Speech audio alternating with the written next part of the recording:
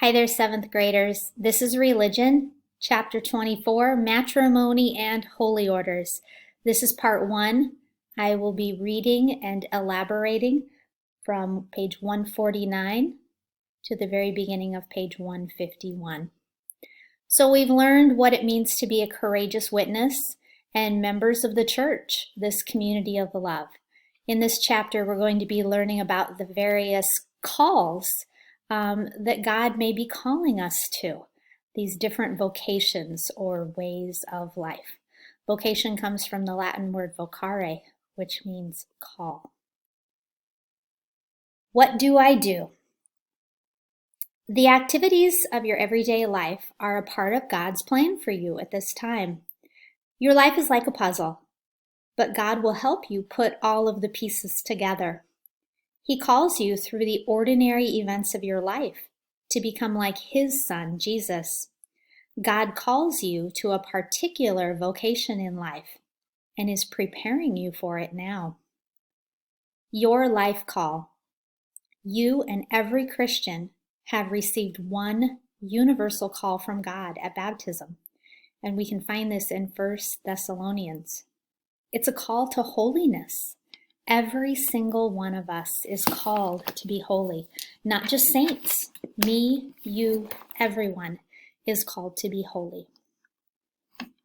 Your call to holiness is a call to develop your talents so you can serve God and others better. It's a call to witness to God's love within your family and parish, among your friends and classmates. In the future, God may call you to remain a member of the laity as a single or a married person. God may call you to be a member of a secular institute, a sister or a brother in a religious order, a deacon, a religious or diocesan priest, or a bishop. God may even call you to several vocations. In all of these lifestyles, Jesus accompanies us on our journey. He is Emmanuel, God with us. He supports us with His grace. Every vocation is meant to lead us to holiness, lead us to be holy and share in Jesus' mission. The best way of life for you is the one which God calls you. There is no one vocation that is better than all of the others. The one that is best for you, the one that will make you the happiness in life, is the vocation to which God calls you. First, we're going to learn about the call to the single life. God calls some people to the single life. Unmarried people can be involved in a wide range of activities and can spend their lives in service to others. They become signs of God's love. They may make private vows. Some single people choose to live a vowed life as members of secular institutes. They live consecrated lives of prayer and service while keeping their jobs in the world. So to recap, the single life, they remain unmarried. Now this might be someone who chooses to remain unmarried, or maybe they are a widow or a widower, their spouse has died. They may take private vows. They are involved in a wide range of activities, and they are a sign of God's never-failing love. Now, if they choose to become a member of a secular institute where they consecrate their lives to God formally, they make vows, they live lives of consecrated prayer and service, and they typically keep their job in the world.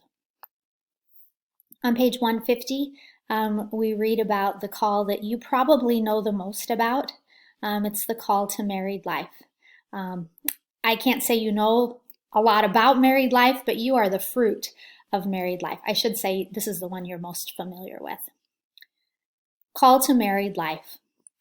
God calls most people to a lifelong commitment as a husband or wife in marriage. By their generous love for each other and for the children God sends them, husbands and wives support and encourage each other to grow in holiness and to lead their children to holiness. A covenant of love. When 6:30 p.m. rolls around, Mrs. Rufo expects Kim to come over and babysit for her. Kim promised she would come, and Mrs. Rufo trusts that Kim will be faithful to her promise. To make a promise to someone can be a sign of love. If you love a person deeply, you might make a covenant.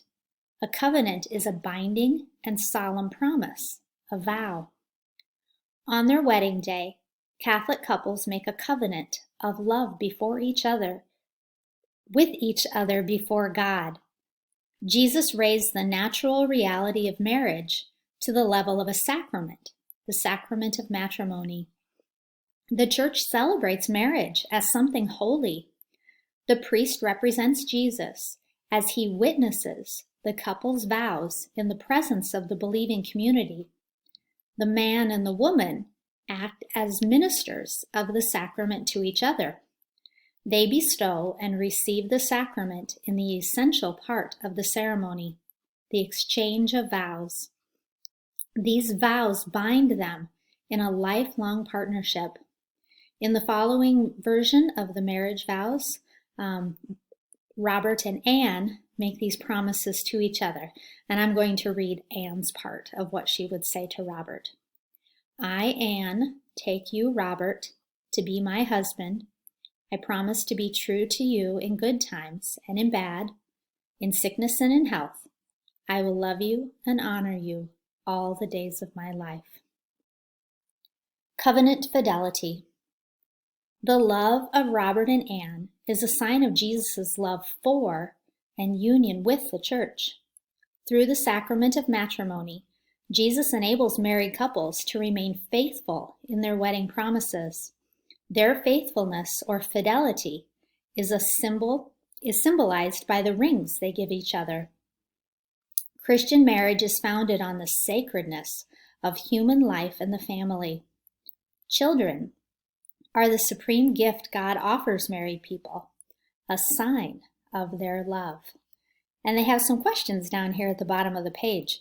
Before marrying, a person has to ask, am I ready to share my life with another person for life? Am I aware what living with another person day after day really means? Do I really want to have children with all that raising children involves? Mission to love. Throughout their married life, a husband and wife experience the effects of the sacrament. Jesus unites them and their children in a community of life and love. The family participates in the life and mission of Jesus by being king, priest, and prophet. The family builds up the church and upholds the rights of all. So the family acts as king. They serve the needs of others. They act as priest by praying and worshiping within their home, the domestic church. And they act the role as prophet by believing and proclaiming. You might remember Father Jim, he explains it in his homilies, how the giving and the receiving, that within the Trinity, God the Father gives to the Son who receives. That's how it is within a marriage. It is a giving and a receiving of love between the husband and wife. And not only that, giving love to their children who receive that love from their parents. So to recap this second vocation, married life, a married person joins with another as husband or wife. They make a lifelong commitment. They accept the children God wants to give them through marriage and leads them, their children, to holiness. Married persons reflect God's eternal love. They encourage the other to grow in holiness. They reach out to parish, country, and world, and they uphold the dignity and rights of all people. A wife's main job is to help her husband get to heaven, and a husband's main job is to help his wife get to heaven. They help each other to grow in holiness. Thanks for listening.